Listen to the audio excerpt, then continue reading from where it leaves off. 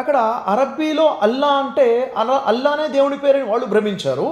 ఇక్కడ వీళ్ళేమో పరమేశ్వరుడు అనేసరికి పరమేశ్వరుడు మా దేవుడు, ఆ దేవుడు మాది కానీ వీరేపోయారు. కాబట్టి ఇక్కడ ఏమైపోయిందంటే ఇంకా పెద్ద అపోహ ఏంటంటే దేవుడి గుణలక్షణాలని ఒక్కొక్క గుణలక్షణాన్ని ఒక్కొక్క దేవుడిగా భావించారు. ఫర్ ఎగ్జాంపుల్ చెప్తాను, నేను చదివిన గ్రంథ జ్ఞానం ప్రకారంగా నాకు అర్థమైంది, నేను మీకు చెప్తాను. ఇప్పుడు మనల్ని పుట్టించినవాడు పైన ఉన్నాడు, ఆయన ఎవరు? పుట్టించినవాడు. దీని సంస్కృతంలో బ్రహ్మ అంటారు. ఆయన బ్రహ్మ. నన్ను పోషిస్తుంది ఎవరు? ఆయనే. పోషించేవాడు అంటే విష్ణు. విష్ణు అంటే ఆయననే.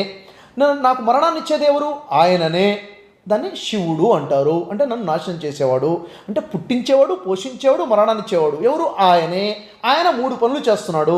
నేనే అనుకున్నాను, పుట్టించేవాడు బ్రహ్మ అంటే ఒక వ్యక్తి, పోషించే వ్యక్తి విష్ణు వేరు అని నేను అనుకున్నాను. ఇలా అనుకోవడానికి కారణం ఏంటంటే కొన్ని పురాణాలలో వచ్చినటువంటి స్టోరీస్ అయ్యి ఉండొచ్చు. ఇప్పుడు ఇది